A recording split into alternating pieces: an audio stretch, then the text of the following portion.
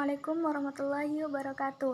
Perkenalkan, nama saya Irna Istiana dari kelas 10 IPA 1. Pada kesempatan kali ini, saya akan mempresentasikan tentang penelitian sosial sosiologi dengan 2 pertanyaan yang diberikan oleh guru mata pelajaran saya. Untuk pertanyaan yang pertama, yaitu jelaskan penelitian sosial sosiologi berdasarkan definisi jenis dan ciri-cirinya. Definisi penelitian sosial. Penelitian sosial berasal dari terjemahan bahasa Inggris, yaitu social research, dengan berarti kembali dan search atau to search maknanya mencari, sehingga penelitian sosial dapat diartikan sebagai cara sistematis untuk mengkaji fenomena sosial secara ilmiah. Namun demikian, dalam pelaksanaan penelitian sosial, seorang peneliti tidak bisa langsung turun ke lapangan setelah menentukan isu yang akan diangkat. Peneliti wajib untuk memahami bagaimana cara menggali informasi dengan efektif, salah satunya dengan menyesuaikan tema dengan jenis penelitian yang akan digunakan. Terdapat banyak sekali jenis dari penelitian sosial. Sebagai contoh, yang pertama penelitian survei. Survei mungkin jadi satu jenis penelitian yang paling sering dijumpai masyarakat. Dalam pelaksanaannya, penelitian survei menggunakan kuesioner atau angket yang sudah dibuat sebelumnya sebagai instrumen peneliti. Jenis penelitian ini biasa dipilih untuk mengumpulkan informasi dengan populasi besar. Kemudian yang kedua, penelitian eksperimen. Jenis penelitian ini bertujuan menemukan hubungan sebab akibat dari variabel yang diteliti. Selain itu, model penelitian eksperimen umumnya digunakan untuk memeriksa hipotesis dan penelitian tersebut, sehingga data yang diperoleh sangat berperan untuk relevansi dari teori atau hipotesis yang berlaku. Yang ketiga, studi kasus. Model studi kasus spesifik untuk mengeksplorasi sebuah kasus yang menjadi fokus dari riset tertentu.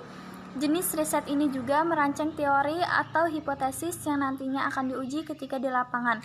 Namun dari data yang didapat hanya berfungsi mengkonfirmasi atau mengkonfrontasi dari teori atau hipotesis yang telah dibuat sebelumnya. Dan yang keempat, grounded research, menjadi satu-satunya yang menggunakan istilah asing. Grounded research merupakan jenis penelitian yang teorinya berasal dari fakta di lapangan. Ketika melangsungkan riset dengan jenis ini, peneliti perlu untuk melepas semua asumsi dalam pikirannya sebelum terjun ke lapangan.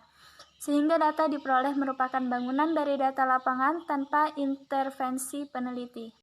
Kemudian tentang ciri penelitian sosial. Dengan banyaknya varian penelitian di muka bumi, kita dapat dengan mudah mengidentifikasi penelitian sosial dengan ciri-ciri meliputi: yang pertama, penyusunan bahasa dalam penelitian dilakukan secara sistematis. Kedua, keseluruhan dari kajian dalam riset bersifat logis dan masuk akal. Dan ketiga, data diperoleh sepenuhnya berasal dari pengalaman, pengamatan sepanjang proses penelitian. Keempat, riset dilakukan berdasarkan metode yang kebenarannya diakui. 5. Pembahasan dilakukan dengan sudut pandang sudut pandang umum dan tidak subjektif. Dan yang keenam, bersifat akumulatif lantaran gejala sosial bersifat dinamis sehingga riset sosial akan terus bertambah dan berkembang. Selanjutnya untuk pertanyaan yang kedua, tentang jelaskan fungsi dari suatu rancangan penelitian sosial sosiologi. Fungsi penelitian sosial ada 9 fungsi. Yang pertama, sebagai cara mendeskripsikan fenomena dalam masyarakat.